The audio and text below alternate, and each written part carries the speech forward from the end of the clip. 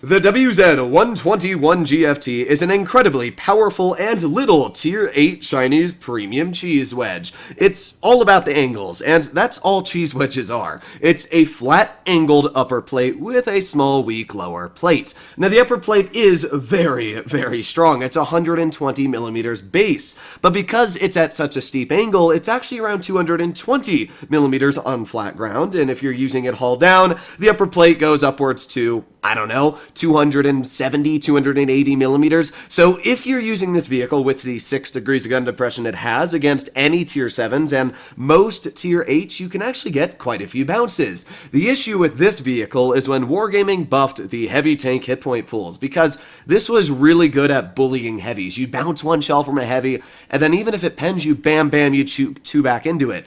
Unfortunately, now those 2 shells will still leave the heavy tank sitting at more hit points than you had originally.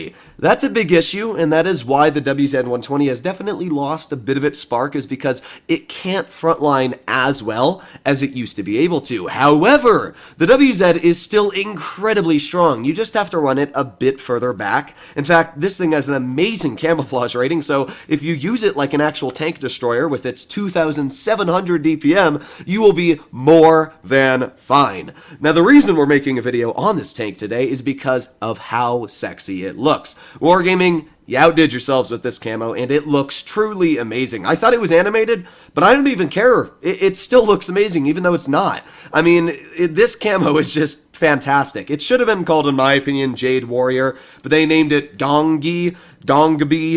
It's probably some traditional Chinese meaning, but I don't know what it means. Either way, all I gotta say is this camo looks amazing, with the jade shard rocks coming out of the back of it, with the really bright green marbling on it, and just the front. Every part of this tank looks amazing.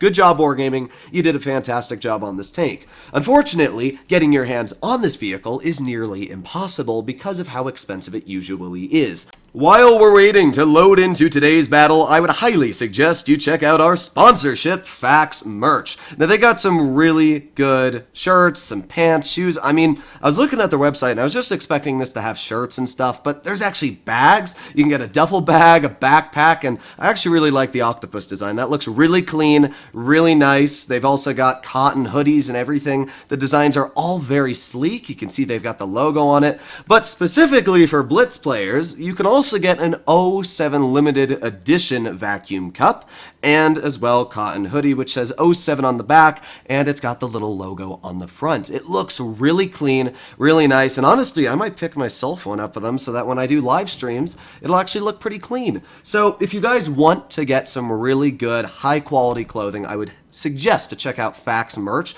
I'll list it in the description down below so you can check it out for yourself, and half of the sales made are going to go to me. So if you want to support the channel as well, make sure to check them out.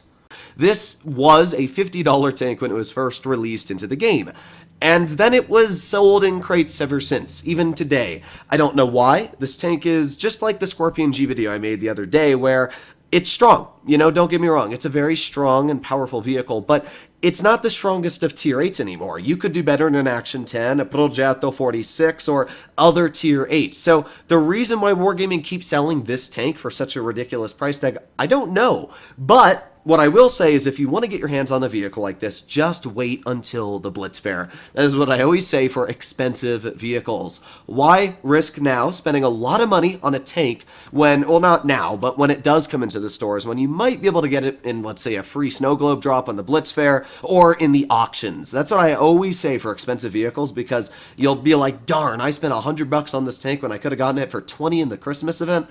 Yeah, so save your money, because that way, if it doesn't come out in the Blitz fair, and then it does come out just for a solid price tag, you can just buy it out in the store anyway. Fire! Ah, that was a sad shell. So we got the enemy T-49 over here, and my Bulldog is just killing himself. So congratulations, Bulldog. I don't know what to say about that. We're gonna sit our tank right here. We're gonna aim it on the rear of this 49 and fire. Oh ho ho ho ho! 542 into the rear of that opponent. That's got to hurt you. A couple more seconds. We'll have a shell ready for this T-28 HTC and fire. No!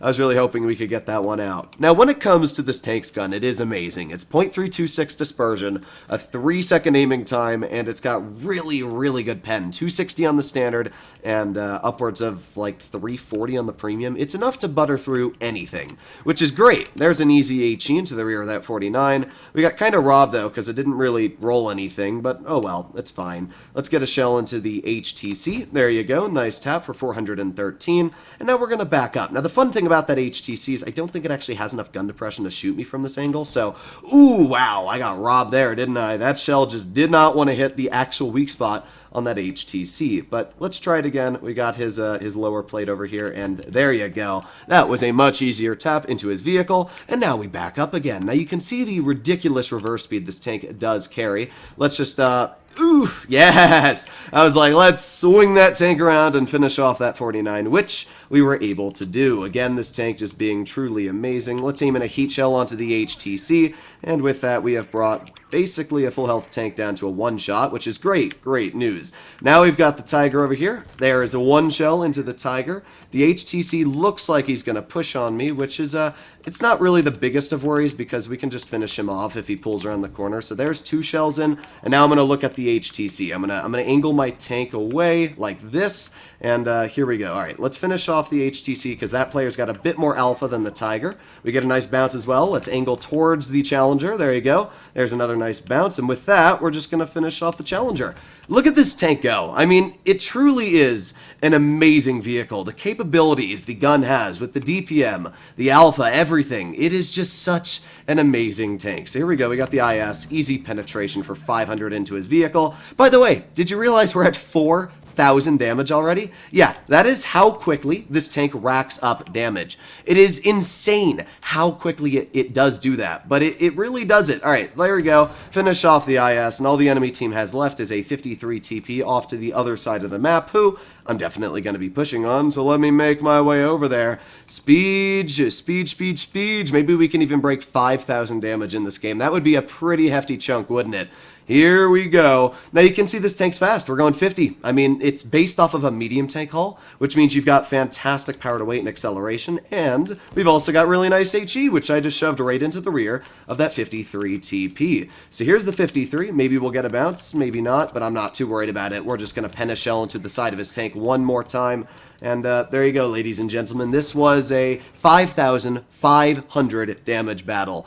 Wasn't that an easy game too? Like, there was literally no effort put in there. This is why the WZ is such a strong tank. 5,573 damage in a single easy battle. I mean, what else is there to say? And by the way, the last game I played, which was unfortunately a loss in the tank, was 6,203 damage. The WZ-120 GFT is an amazing tank. And it always has been one of the strongest tier 8s in the game because of its mobility, paired with the armor, paired with the alpha. In fact, I'll show you guys the armor on it because I actually have Armor Inspector, so let me just pull that up really quickly.